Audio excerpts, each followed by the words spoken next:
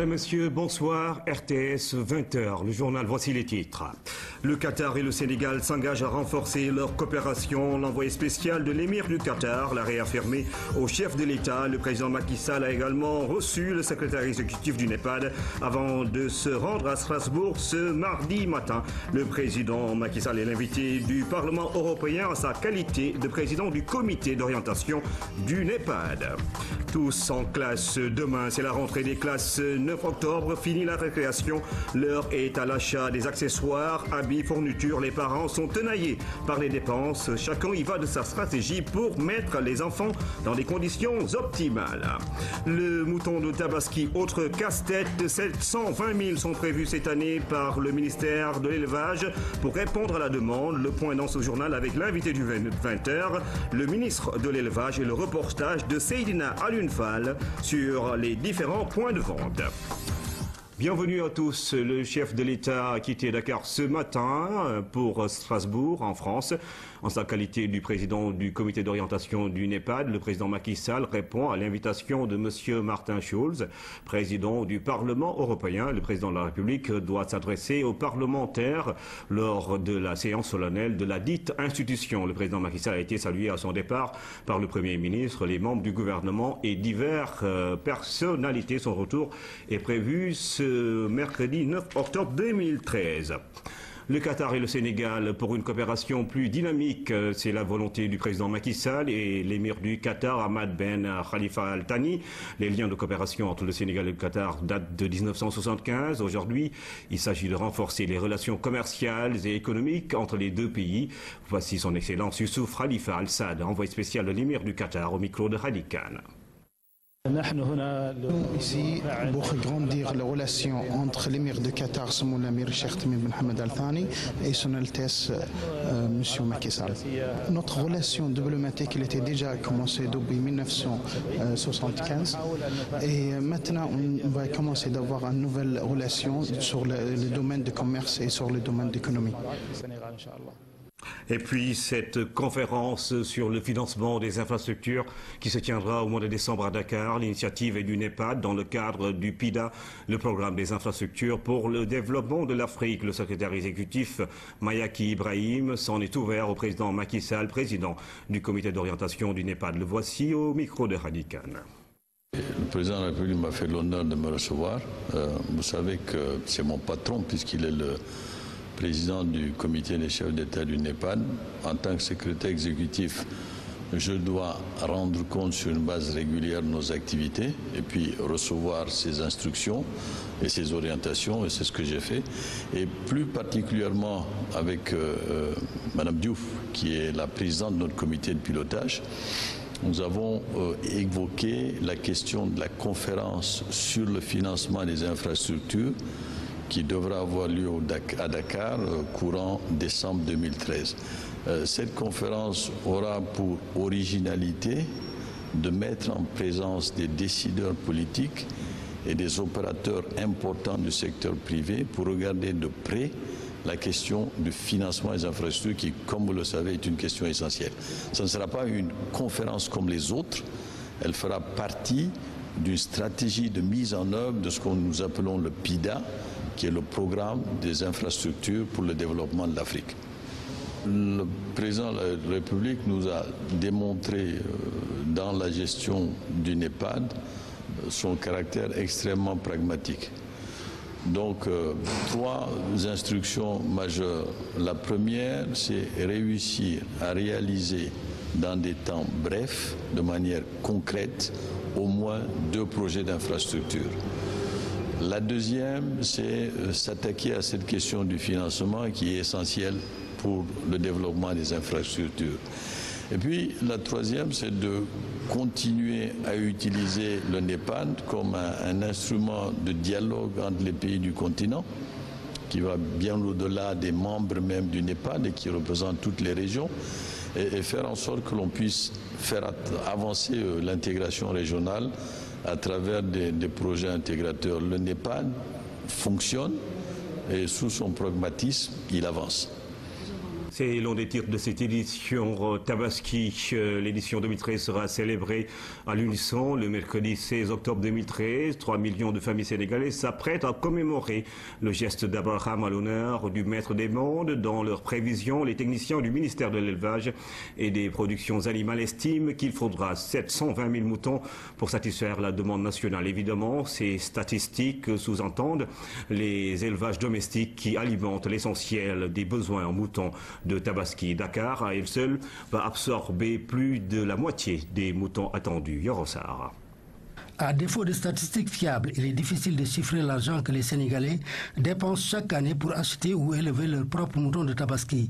Mais on sait qu'au moins 3 millions de petits ruminants, ovins et caprins sont immolés pour commémorer la fête du sacrifice. Si l'on sait que dans certains ménages sénégalais, on tue 2 à 3 moutons et parfois plus, il devient plus difficile de dire avec précision le nombre de petits ruminants sacrifiés.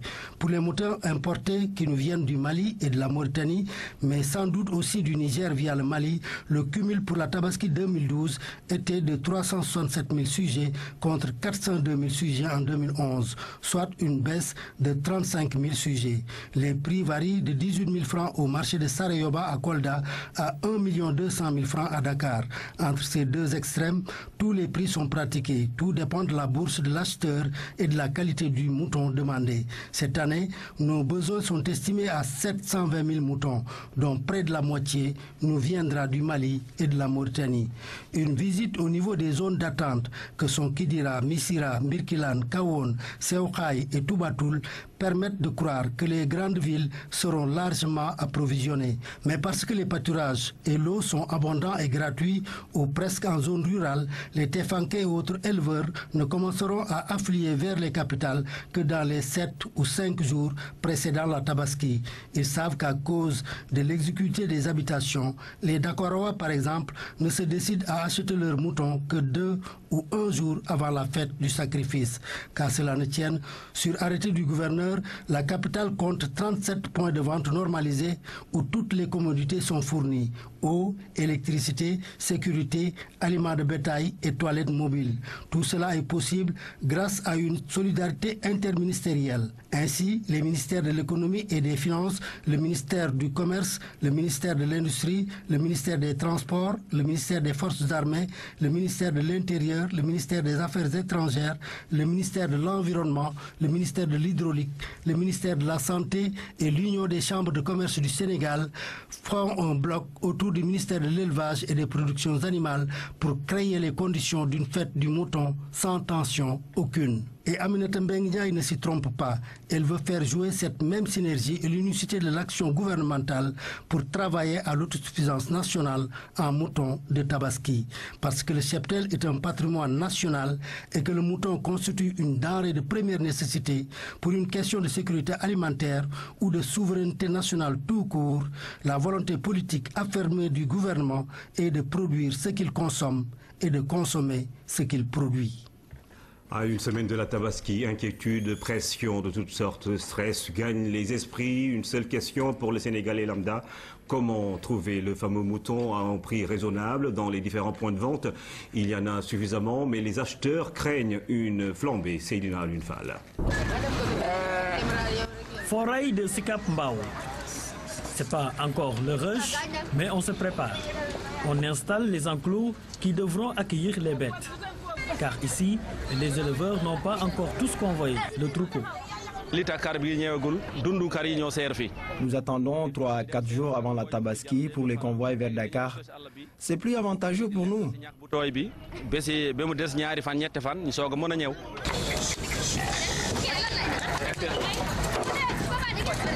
Pour l'heure, les clients trouvés sur place jugent la marchandise un peu salée. Mais Cherna, tu ne peux pas avoir un mouton à moins de 70 000. Tu ne peux pas. Un peu plus loin, à Rufisque, ce point de vente situé près du carrefour est plus garni. Il faut marchander ferme. Ali a eu de la chance. Il a pu trouver ce qu'il cherchait, un bon mouton à un prix abordable. J'ai acheté le mouton à 80 000 francs. Bon, ce sont mes clients de toujours qui m'ont vendu ça. Les moutons ne sont pas encore arrivés. Les moutons sont actuellement chers parce que le coût du transport est élevé. On paie parfois 300 à 400 000 francs CFA pour acheminer les bêtes. Ici, il y en a pour toutes les bourses. Mais vous ne pouvez pas avoir 40 000 francs et vouloir un mouton de 100 000 francs CFA. C'est pas possible.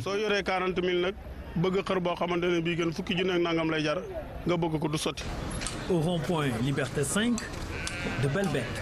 Seulement, il ne faudra pas lésigner sur les moyens pour repartir avec un mouton. Excessivement cher. Rien que Bignou Takhawal, premier prix il avait dit 225. Le dernier prix, il dit 195. Donc ça, vous le constatez vous-même. Dans les différents points de vente, les moutons continuent à être acheminés vers Dakar. Les éleveurs, pour leur part, sont formels. Il y aura suffisamment de moutons cette année. Mais est-ce que les prix seront abordables? C'est la question qui reste sur toutes les lèvres. Eh bien, pour répondre à toutes ces questions, nous recevons sur ce plateau le ministre de l'Élevage, Madame Aminata Mbengue Ndiaye. Bonsoir. Bonsoir, Monsieur Diédhiou. Madame le ministre, vous l'avez entendu avec moi, il y aura sans doute suffisamment de moutons à Dakar, notamment, mais les Sénégalais craignent justement que les prix ne répondent pas à leur bourse. Quelles sont les nouvelles dont vous disposez à partir de ce moment-là? Bien, je voudrais donc vous remercier de m'avoir invité donc à ce 20h pour pouvoir apaiser les Sénégalais, mais apporter également quelques réponses aux questionnements qui sont en train d'être posés. Parce que, comme vous le savez, le rush vers Dakar et les grands centres urbains, c'est à peu près à 5 jours de la Tabaski, à une semaine, 5 jours de la Tabaski. Parce que comme vous le savez, depuis quelques années, la Tabaski tombe pendant la période de l'hivernage et les éleveurs préfèrent rester au niveau des pâturages naturels plutôt que de venir à Dakar, y rester longtemps, avoir à acheter l'animal bétail, avoir également à abreuver ces animaux en achetant de l'eau. À payer des taxes aussi. Les moutons sont exonérés de taxes. Aucune taxe n'est demandée cette année et depuis même plusieurs années. Chaque année, avant le démarrage donc de la campagne qui commence 10 jours avant la Tabaski, le Premier ministre signe une lettre circulaire adressée au gouverneur et à l'ensemble des départements ministériels qui interviennent dans l'organisation donc de la Tabaski. Par exemple, au niveau du ministère de l'Hydraulique, ils ont aujourd'hui mis au niveau de tous les points de vente donc, de la région de Dakar comment on les appelle, des citernes qui nous viennent même des régions. Pendant 10 jours, ils restent ici uniquement pour permettre donc l'abreuvement des animaux. Vous avez vu, il y a eu des problèmes d'eau à Dakar. Vous n'avez entendu au niveau d'aucun forail, les gens posaient le problème de l'eau. Parce qu'on avait pris les devants et avec le ministère de l'Hydraulique, avec la SDE, nous avons pu donc mettre à la disposition donc de l'ensemble des éleveurs au niveau de la région de Dakar les quantités d'eau qu'il leur fallait. Et aujourd'hui également, parmi les mesures prises, il y a l'alimentation en eau, donc le pourvoiement en eau au niveau des différents points de vente normalisés.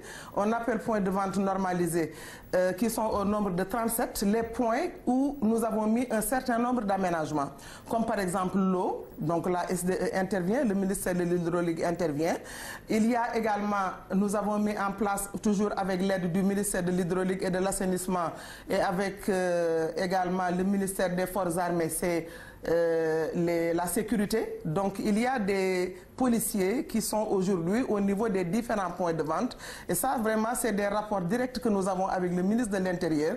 À chaque fois qu'on nous a posé un problème de sécurité quelque part, nous avons tout fait pour trouver solution à ces problèmes.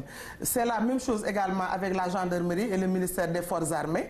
Aujourd'hui, par exemple, si je donne seulement l'exemple de Mbirkilan, où d'habitude il y avait énormément de problèmes de vol de bétail pendant la période de la Tabaski. Aujourd'hui, les gens sont bien organisés. Le ministère des Forces armées a positionné là-bas une équipe de 10 éléments et les populations également se sont organisées et ont trouvé des jeunes, 50 au niveau de leur localité, qui font la police de proximité, comme le demande le chef de l'État. C'est à la mode. Et donc c'est à la mode, mais depuis l'année dernière, ils l'avaient commencé. Cette année également, ils le continuent et ils en tout cas, nous n'avons pas entendu encore de vol de bétail là-bas.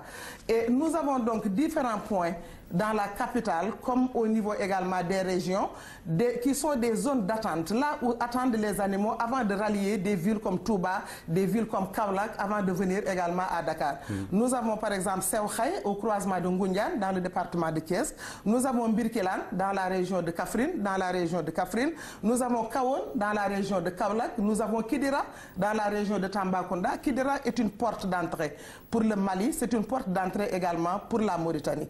Souvent, les moutons d'ailleurs qu'on nous dit venir du Mali, la plupart viennent de la République de Mauritanie parce qu'ils suivent le fleuve Sénégal jusqu'à Kidira pour s'arrêter un instant avant de rallier Dakar avec les camions. Le principal problème que nous avons aujourd'hui, c'est le problème du transport.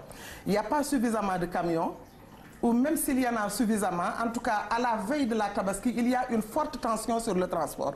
Et les éleveurs, les transporteurs, parfois augmentent les prix du transport. On vient par exemple de nous appeler comme ça de Tarédi, où des camions maliens étaient en train de transporter des moutons. On leur a demandé de décharger parce qu'ils n'ont pas le droit de faire du transport à l'intérieur du pays. Donc c'est des genres des problèmes de cette nature-là, mais que nous réglons régulièrement. Je viens d'appeler le gouverneur de Saint-Louis et ils sont en train de nous aider à trouver des solutions à ces problèmes. Et cela risque sans doute d'éteindre sur les prix. Exactement, mais je pense que des efforts quand même ont été faits cette année. Les efforts qui ont été faits, c'est sur la base de conjugaison, vraiment de synergie avec le ministre avec le ministre du Commerce, avec le ministre des Transports terrestres, avec le ministère de l'Élevage et la Chambre de commerce. Nous avons tenu des réunions d'information, des réunions de sensibilisation et surtout de négociation avec les transporteurs pour leur demander de ne pas mettre vraiment des doublements de prix sur le transport à quelques jours de la Tabaski. Et je pense qu'ils ont respecté cela. Certains, par contre, n'ont pas respecté, mais ce que nous avons fait à chaque fois, les transporteurs, leurs responsables nous ont laissé des numéros presque verts, des numéros verts. Et à chaque fois que nous les avons appelés, ils ont résolu les problèmes des éleveurs. Je dois dire que vraiment, il y a une large collaboration, une synergie d'action entre les différents départements ministériels qui fait qu'à chaque fois qu'il y a un problème qui touche un département, nous sommes obligés d'intervenir pour trouver des solutions très rapides. Alors qu'est-ce qu'il faut dire aux Sénégalais en général, aux Dakarois en particulier? Vous savez, aujourd'hui, les moutons, on en trouve à tous les prix. Nous avons tous les jours, avec nos chefs de services régionaux, les chefs de services départementaux de l'élevage et avec les agents d'élevage, la situation des moutons dans toutes les régions du Sénégal. Les moutons qui doivent arriver à Dakar vont arriver. Ceux qui doivent aller ailleurs également iront ailleurs. Mais comme je l'ai dit tout à l'heure, les gens attendent toujours le dernier moment pour faire entrer leurs moutons. Mais ce qui est sûr, c'est que les moutons, parce que nous nous sommes déplacés, il y a une équipe qui est partie à Birkelane, moi-même je suis allé à Sewkhay, on est allé à Sandiara. Mais ce qui est sûr, c'est qu'aujourd'hui, à partir de cette soirée, il y aura beaucoup de moutons à Dakar. Nous avons déjà commencé, hier on y était. On nous a également parlé de Ziguinchor. Oui, pour Ziguinchor, dans le sud du pays également, nous avions quelques problèmes pour la traversée du bac gambien. Et nous avons été obligés de leur envoyer parce qu'ils nous demandaient comment ils pouvaient identifier les camions donc sénégalais qui transportaient des moutons. Bon, c'est des camions remplis de moutons. Mais on a mis des macarons avec Tabaski 2013. Et donc, c'est tout ce que nous avons pour identifier donc ces camions qui transportent les moutons du nord vers le sud, donc vers la région de Ziguinchor. À ce jour également, on ne nous a pas encore signalé de problème. Je viens juste en rentrant ici d'avoir quelqu'un qui m'a appelé de Ziguinchor pour dire que les moutons étaient en train d'arriver. Bon, je pense qu'il y aura solution à tous ces problèmes. Et pour toutes les bourses, parce que nous en avons au niveau des marchés des prix qui vont de 30 000 francs, 18 000 francs même, jusqu'à 800, 900 000 francs et même 1 million à Dakar.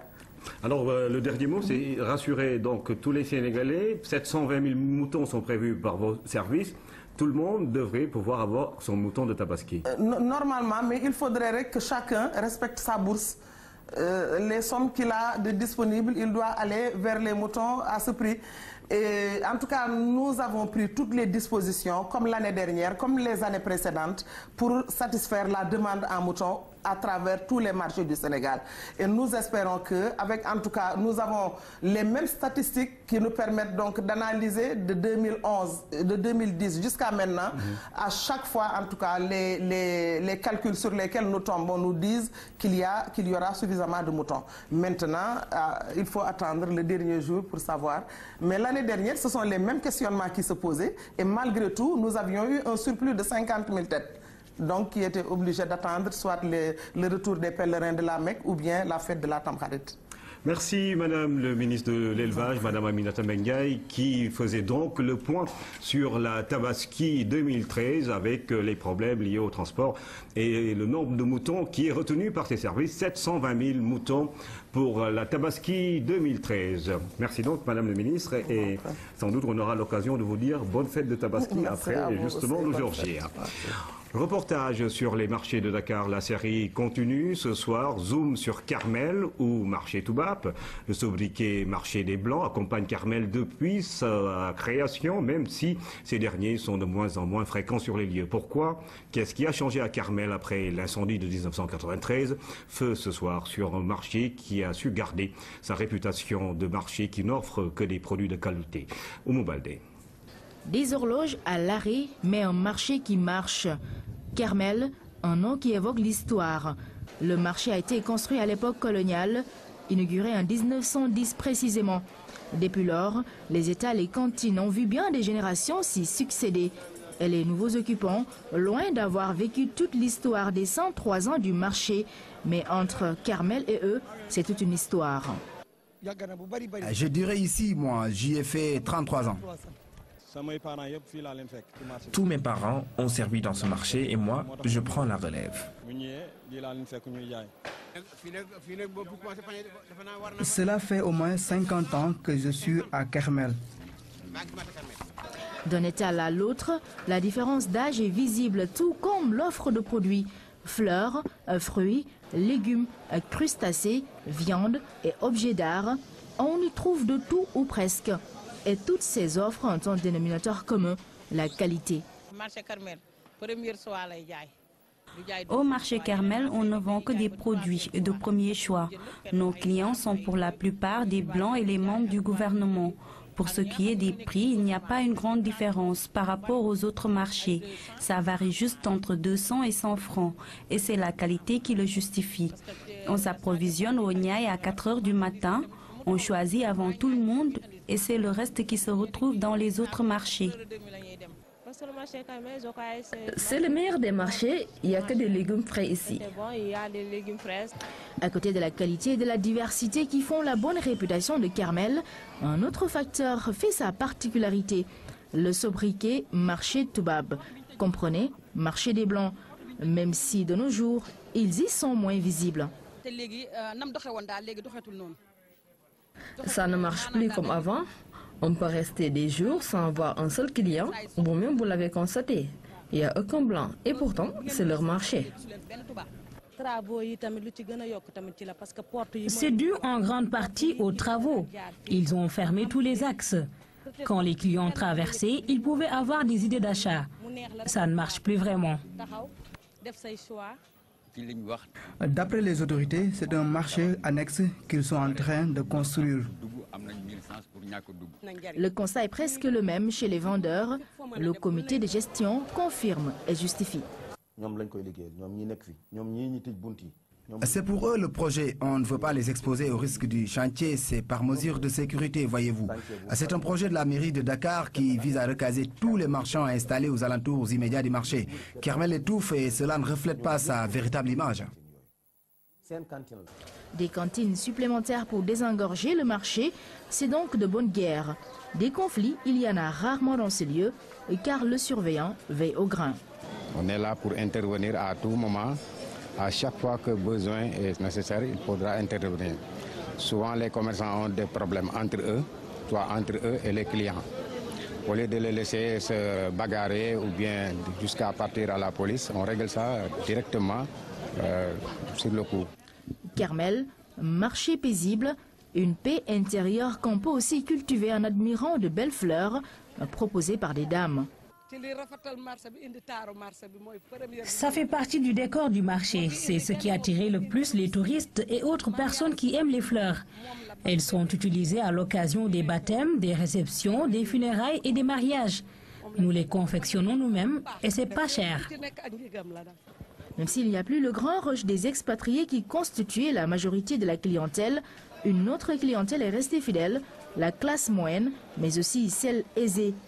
Comme les dirigeants de nos institutions, eux sont sollicités par les vendeurs pour aider à la sauvegarde du marché. Kermel, inscrit au patrimoine mondial de l'UNESCO, a aujourd'hui perdu un peu de son lustre d'antan après le grave incendie du 23 septembre 1993. Nous quittons le marché du centre-ville de Dakar pour une petite balade sur l'île de Ngor, après Gorée et l'île de la Madeleine. Ce soir, zoom sur cette île, son histoire, sa spécificité, ses problèmes et ses perspectives. L'île de Ngor ou le décor et l'envers du décor, c'est un reportage de Ibrahim Amboup. L'île de Ngor, vue du continent, perdue au milieu du Grand Bleu, à 500 mètres du village traditionnel du même nom. L'île de Ngor, au plus près, un morceau de terre de 5 hectares, une oasis de paix et de tranquillité qui étale toute sa splendeur, tout son charme. Pour comprendre et percer les mystères de cette île, un tour chez Abdoulaye Diallo s'impose. L'homme est un ingénieur en télécom qui a acheté une maison ici en 1986. C'est le président de l'association des Amis de l'île. Entre lui et cet endroit, une véritable histoire d'amour, une passion débordante qui l'a poussé à écrire un ouvrage sur l'îlot intitulé « La fille du volcan ». L'île de Ngor, comme l'île de Yoff, comme la pointe de Hatiheli sont toutes trois nées de la deuxième éruption volcanique des Mamelles, il y a à peu près 800 000 ans. Nous avons donc connu la première implantation, c'était celle de M. Eric Koch, un ancien consul et ambassadeur de Suède au Sénégal qui avait installé pour la première fois un cabanon ici sur l'île de Ngor, c'était vers les années 48. L'île de Ngor, c'est 146 maisons, 22 passages, 2 impasses, 3 plages et 4 places publiques, dont celle-ci dénommée Place de l'Alternance. La population est composée à 52% d'expatriés, 48% de Sénégalais. Seules 34 familles vivent ici en permanence. Beaucoup de personnalités du monde du showbiz, de la politique, du sport, de la culture et des médias ont une résidence secondaire sur cette île. Nombreux sont également les anonymes qui y possèdent une villa. Un coup de cœur. Voilà, on a eu la chance de trouver une maison qu'on a pu acheter, qu'on a pu rénover. Depuis, je passe tous mes congés sur cette île qui est magnifique, qui est un petit paradis pour moi. Je me sens vraiment chez moi, c'est mon deuxième pays, c'est ma deuxième maison et cette île, c'est vraiment mon foyer. En vacances au Sénégal, ces touristes américains ont tenu à visiter l'île de Ngor. Une première rencontre avec la fille du volcan, un coup de foudre. C'est très joli, je suis pour la première fois ici et j'ai fait un petit promenade dans le village et sur les cliffs avec la vue du mer, c'était très joli. Sur l'île de Ngor, pas d'école. Autre particularité, elle n'est pas raccordée au réseau électrique. Dans toutes les maisons, c'est l'énergie solaire qui est à la côte. Pour permettre à l'île de garder tout son attrait, une équipe chargée de la propreté a été mise en place à l'initiative de l'Association des Amis de l'île et de la mairie de Ngor. On ramasse les ordures, on fait le tri, puis on sépare les plastiques et les canettes. Après, on met tout cela dans les sacs transportés tous les vendredis vers le continent.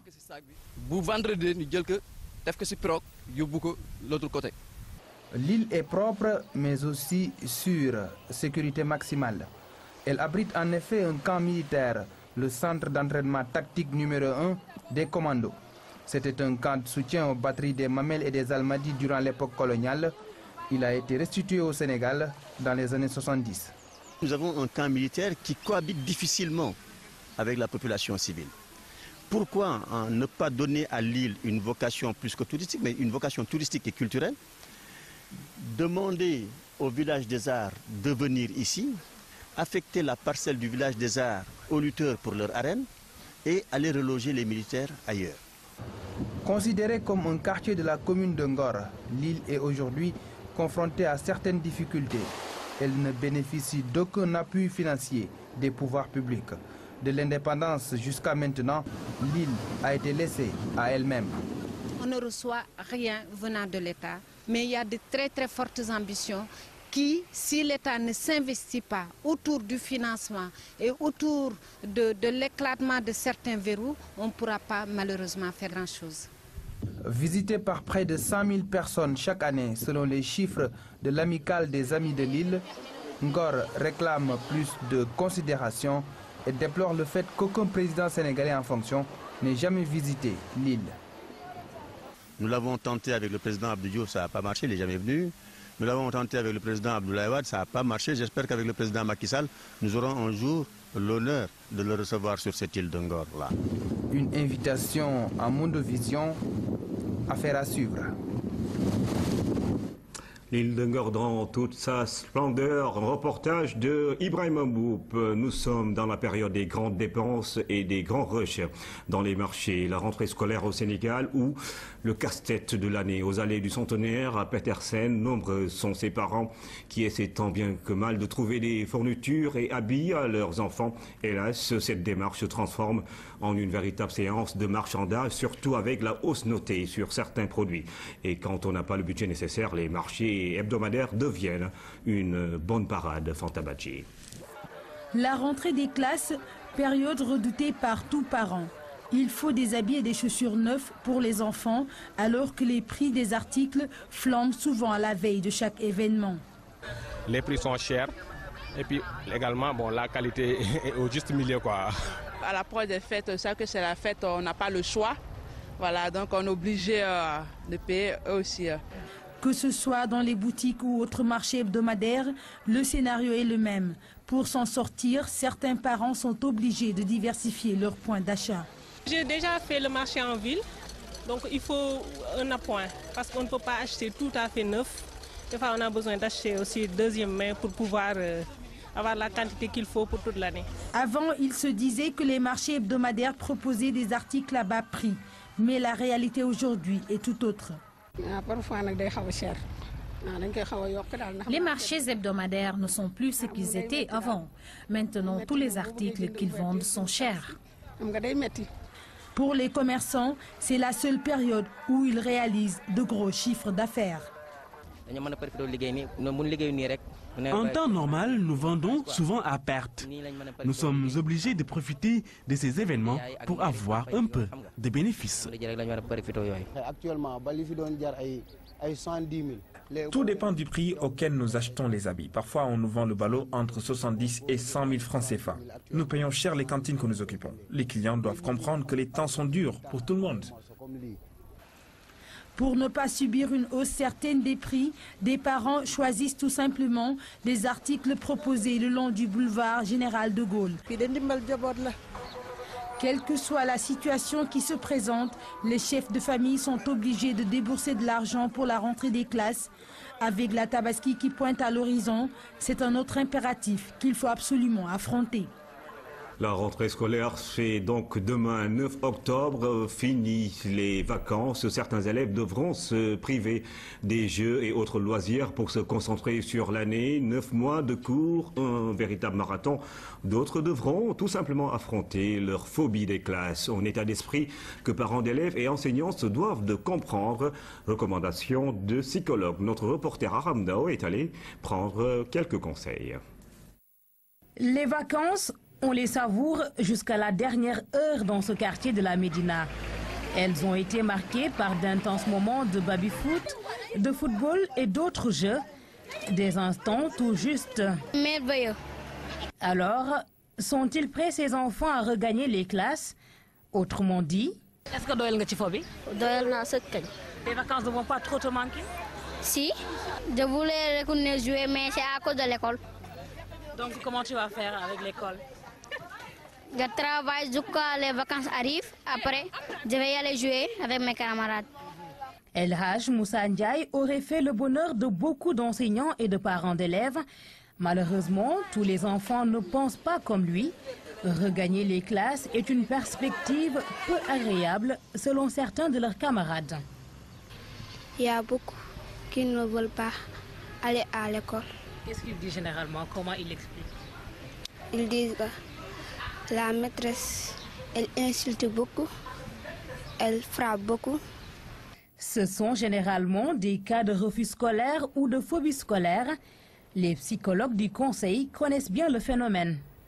La phobie scolaire, c'est une pathologie. Alors que le refus scolaire, c'est souvent lié à pas mal de paramètres. Un enfant, par exemple, qui vit par exemple un divorce dans une famille, il peut avoir tendance par rapport au traumatisme, n'est-ce pas, qui a été vécu dans ce cadre-là, à avoir un refus scolaire. L'environnement scolaire également, les relations enseignants-enseignés, les relations entre élèves. Un enfant, par exemple, qui a été humilié à l'école, ou bien qui a de très mauvais rapports avec un enseignant ou des enseignants, peut volontairement ou involontairement, n'est-ce pas, avoir une attitude de refus scolaire. Ce refus scolaire se manifeste le plus chez les plus petits, ceux-là qui rentrent à l'école pour la première fois. Les enseignants vivent assez souvent l'expérience et ils sont outillés pour gérer de telles situations. Là, ça, c'est notre métier parce qu'on a été formé pour ça quand même. C'est pour cela qu'on rend le milieu scolaire toujours accueillant. Bon, la décoration des classes, les chansons, beaucoup de choses en pédagogie. Bon, avec le temps, ils vont s'adapter. Outre les plus petits, le refus scolaire affecte les élèves en classe d'examen ou les redoublants. Là, il faudra plus qu'un décor accueillant pour les intégrer. Ils ont besoin d'avoir confiance en eux. Pour les psychologues, le meilleur moyen d'y arriver est de démarrer par des révisions générales. Reportage qui devrait intéresser les Tom Sawyer. Et puis, suite à une panne qui est intervenue sur l'émetteur, nous regrettons de ne pas pouvoir diffuser les programmes de la RTS à Kaolack et ses environs. Les techniciens s'attellent à résoudre ce problème.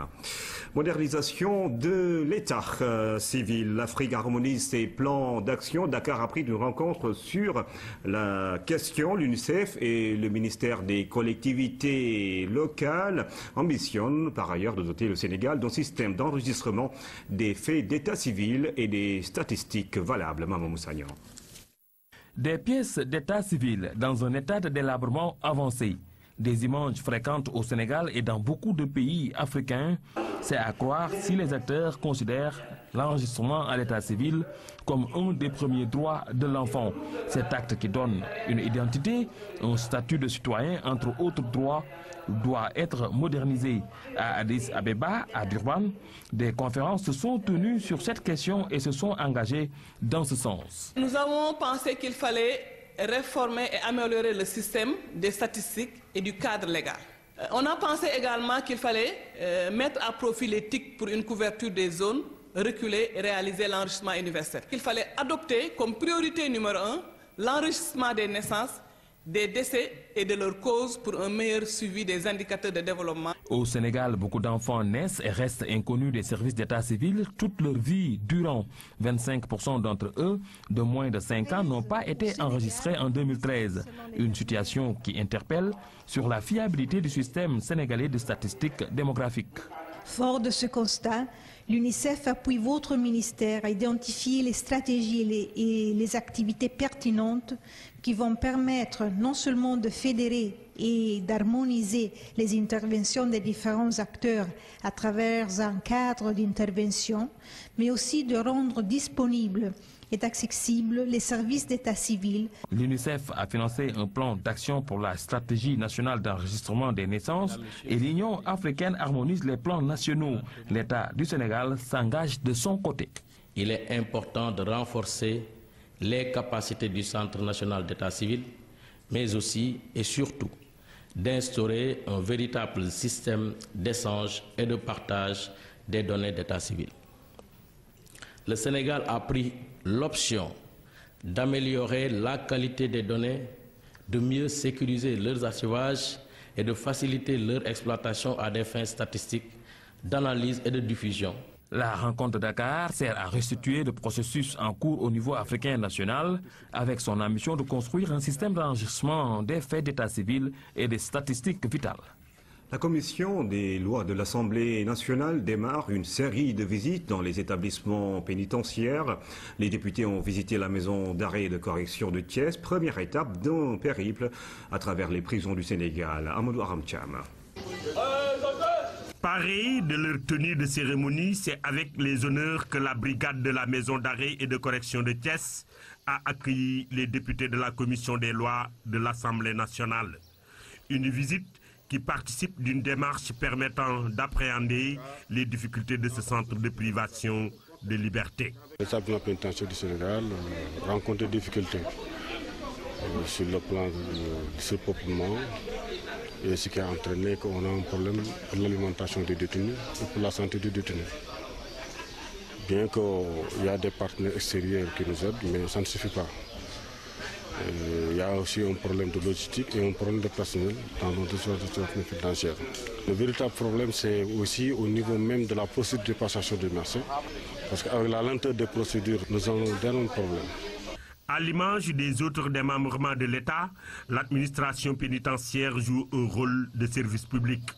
Assurer la gestion d'individus qui sont en marge de la société est une mission difficile.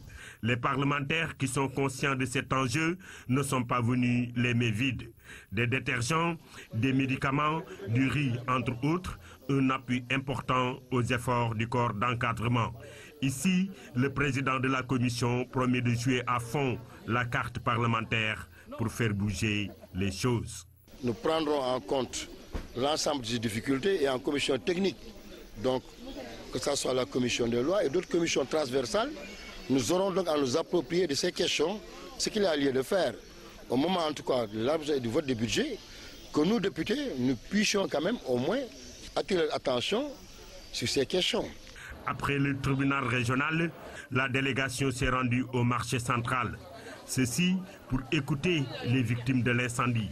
Des plaintes et complaintes que ces députés comptent porter au niveau de l'autorité suprême du pays pour qu'elle leur apporte son soutien. À Kaolack, la directrice générale de la petite enfance et de la case des tout-petits a procédé au lancement de la campagne nationale de nettoiement des structures de son institution. Thérèse Diofaye a remis un important lot de matériel didactique et des fournitures scolaires et réceptionné en même temps la nouvelle case au profit des enfants de la localité. Claire Diop. La case des tout-petits de Koutal à Kaolack, première étape de la visite. Sur place, la directrice générale a procédé au lancement officiel de la campagne de nettoiement des structures de développement intégré de la petite enfance. Ce nouveau modèle de prise en charge devrait permettre aux tout-petits d'évoluer dans un environnement sain. L'activité coïncide avec l'ouverture des classes édition 2013-2014. Le lancement de cette campagne rentre dans le cadre de la matérialisation de nos options pédagogiques. J'invite les enseignants, les structures, les enfants et les populations à accorder plus d'importance à leur environnement scolaire. Dans ces cases, un paquet de services liés à l'éducation, à la santé, à l'hygiène, entre autres, y est mis à la disposition des élèves. Ici à Koutal, l'état de délabrement de la structure est signalé. Les cases des tout-petits constituent un joyau au niveau du Sénégal par leur belle architecture. Avec le temps et les intempéries, leur état se détériore petit à petit. Du matériel didactique et des fournitures scolaires d'une valeur de 89 millions de nos francs sont fournis aux acteurs pour une prise en charge correcte des enfants. De quoi taper les mains.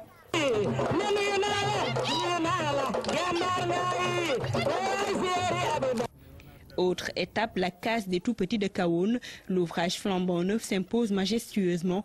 Par ce geste, une nouvelle porte s'ouvre sur l'avenir pour les enfants de la commune. Ouvrir une école, particulièrement une case des tout-petits, l'aménager, lui donner vie est sans doute un des gestes les plus stimulants que pourrait poser un élu local au bénéfice de ses administrés. C'est pour quand même mettre les plus petits dans de bonnes conditions et les donner égale chance à tous les petits de la nation. Alors c'est pourquoi nous avons réalisé cette case. Ces édifices sont implantés un peu partout à travers le pays. L'Agence nationale de la petite enfance et de la case des tout-petits veut concrétiser le concept une éducation de qualité partout et pour tous.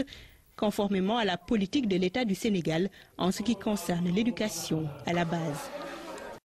Qui se faisait traditionnellement avec le recensement national de l'agriculture. Ça va être le second recensement de l'agriculture, après celui de 98, et le premier recensement national de l'élevage. Les préparatifs ont démarré depuis 2 ans pratiquement. Maintenant, nous nous acheminons vers la phase cruciale du dénombrement, la phase qui est la plus populaire, puisque c'est celle qui va permettre de faire le décompte de la population pour savoir l'état de la population de notre pays, le profil de la population, les structures de la population, mais également les activités de cette population-là. C'est une opération dont le lancement officiel aura d'ailleurs lieu demain au Théâtre national Daniel Sorano. Et donc, c'est une opération qui demande la mobilisation de toute la population et de toutes les autorités, aussi bien nationales que locales, puisque c'est une opération grandiose qui demande la mobilisation de tout le monde.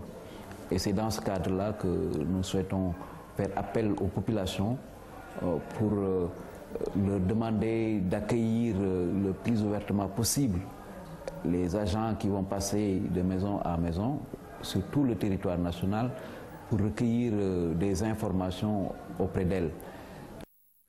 Au Mali, les islamistes armés du Nord multiplient les attaques. Aujourd'hui, ils ont dynamité un pont au sud de Gao.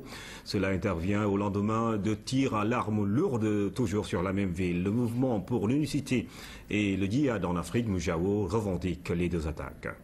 La ville de Gao a été tôt lundi matin la cible d'une attaque à la roquette qui a semé la panique parmi la population. Les militaires maliens, épaulés par les forces françaises, se sont rapidement déployés. Effectivement, nous confirmons 5 impacts de roquettes de 122 mm qui ont été lancés à partir des positions nord de la ville. L'inquiétude s'est emparée des habitants qui, 10 jours après un attentat suicide à Tombouctou, voient la violence se rapprocher. La deuxième fois, c'est la même qui nous a effrayés.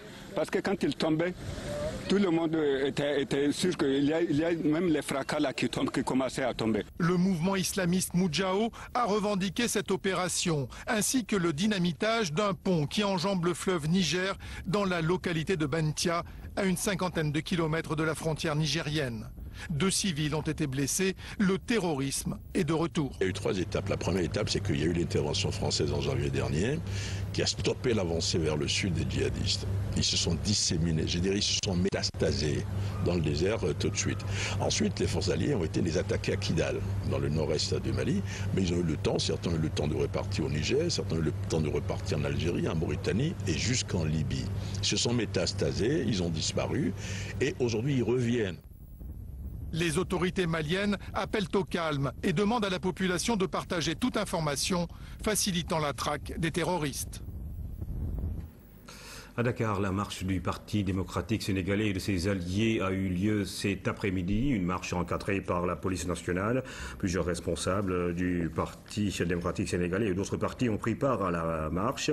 Partie de la place de l'Obélisque, en passant par le boulevard du Général de Gaulle, le rond-point de la RTS, le poste de Médine.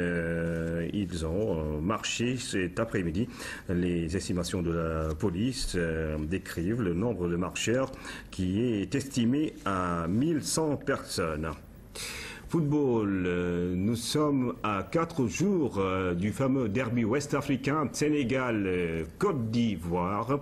Il faut dire que ce derby survient 1 an après leur dernier face-à-face en éliminatoire de la CAN 2013. Le contexte est donc très particulier. Un vent de revanche plane dans les 2 camps, d'autant que cette fois-ci, il s'agit d'une qualification pour le grand rendez-vous du Gotha du football mondial. Cédina Lungivo.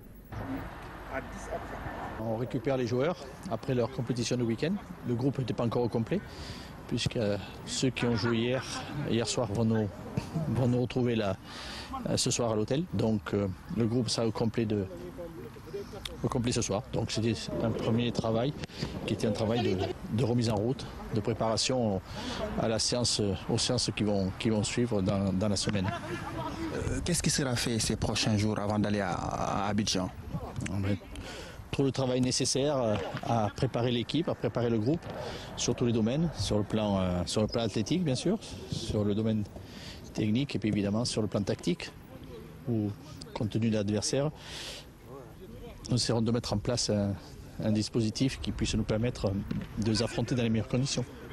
Au Sénégal, beaucoup s'interrogent sur le choix de la France pour les préparations de ce match. Que répondez-vous? Je ne sais pas ce qu'il faut répondre. Je pourrais retourner la question par une autre question. Se préparer où alors? Vous savez, quand on dit que pourquoi on se prépare ici, il faut après se dire mais où peut-on se préparer?